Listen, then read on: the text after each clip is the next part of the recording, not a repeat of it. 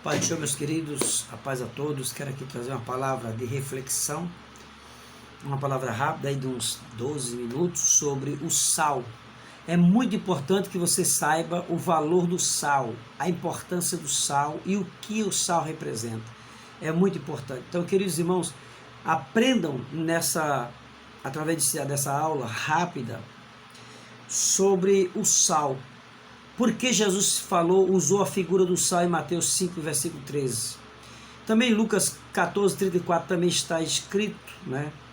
E sobre o sal, nós vimos aí em Juízes, capítulo 9, versículo 45, o que o sal significa ali no sentido negativo. E também nós temos aí em várias passagens da Bíblia uma referência sobre o sal. É muito importante sabermos sobre o sal. Primeiro, nós vamos ler aqui uma passagem bíblica rápida sobre o sal. Em Marcos capítulo 9, versículo 40 vamos ler o 50, porque o 49 diz assim: porque cada um será salgado com fogo e cada sacrifício será salgado com sal. Esse é o versículo 49. Mas o versículo 50 diz: sal é bom, mas se o sal tornar-se insípido, com que o temperarás? Tende sal em vós mesmo e paz uns com os outros. Isso era Jesus.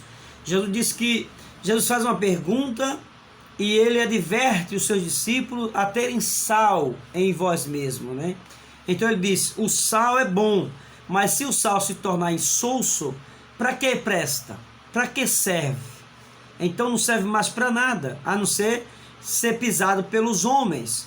E quando Jesus usa a figura de linguagem do sal para falar com seus discípulos, ou seja, para que seus discípulos ficassem atentos o que isso significava para eles, Jesus usa uma linguagem que eles conheciam, todos eles conheciam o valor do sal, a representação do sal.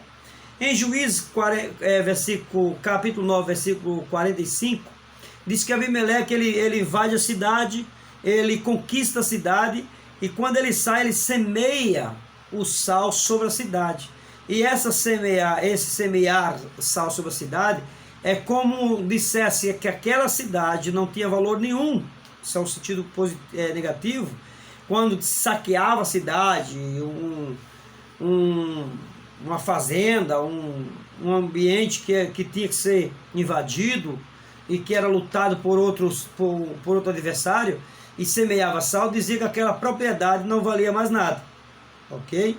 Mas no sentido aqui positivo, Jesus usa a linguagem do sal, dizendo que temos que ser salgado com fogo e com sal, no versículo 49 do capítulo 9 de Marcos. Isso mostra que Jesus está se referindo a Levítico 2 e 13. Talvez Jesus esteja aqui usando uma linguagem enigmática para mostrar aqui que o sal ele tem o seu valor quando ele não perde o seu sabor, quando ele não se torna insípido ou insosso. Então o que Jesus usa aqui, essa afirmação de Jesus, que ele usa em Marcos 9, versículo 50, ele usa para que os discípulos sejam salgados, ou seja, temperados, porque se eles não forem temperados, eles não servem para testemunhar de Jesus, não servem como discípulo de Cristo. É por isso que Jesus usa a linguagem lá de Levítico 2 e 13, que diz que o sacrifício ali tem que ser salgado. Não pode faltar no sacrifício o sal. Se faltar o sal no sacrifício, não presta para nada. Então é isso que Jesus está falando, que ser salgado com fogo e salgado com sal.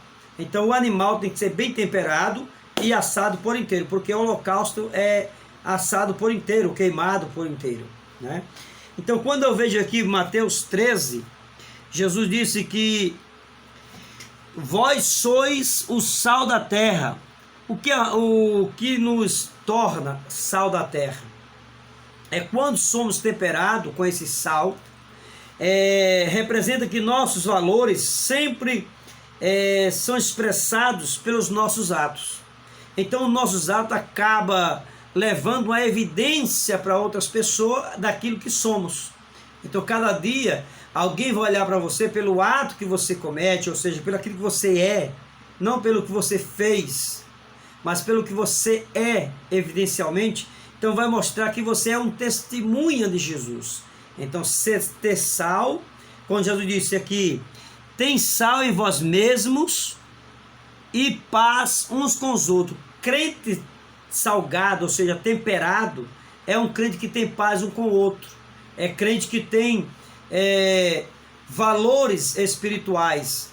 Outra coisa interessante que eu quero falar com os irmãos é que na Palestina existia flocos de sal na beira do Mar Morto, ali naquelas beiras rochosas do Mar Morto, amanheciam piletes, né, de pirâmides, amanhecia blocos de sal que era lançado pelo mar durante a noite, mas pela manhã, quando o sol brilhava, quando o sol ardia, aquele sal, por não ter uma substância, por não ter vamos dizer assim, como é que eu posso dizer, cloreto, né? Cloreto sódio, ele não tinha puro cloreto, não tinha puro sódio. Então, por ele não ter essa consistência, aquele sal, quando o sol batia, dissolvia e ele misturava com a areia. E aquela areia ali, aquele sal ali não prestava mais para nada. É por isso que Jesus disse que o sal é bom, mas se o sal se tornar insípido, ou seja, intolerante, louco, tolo, porque a palavra aqui no original é tolo, indolente, não serve para nada, é insosso. Pessoas que não têm caráter, pessoa que não tem um testemunho eficaz, pessoa que não tem nem como testemunhar de Jesus. É por isso que quando Jesus diz no Sermão do Monte que os discípulos é sal da terra e luz do mundo, é para que eles aplicassem em suas vidas aquele exemplo do sal. Hoje ainda pode-se ver algumas montanhas de sal na Palestina que não vale nada, não serve mais para nada.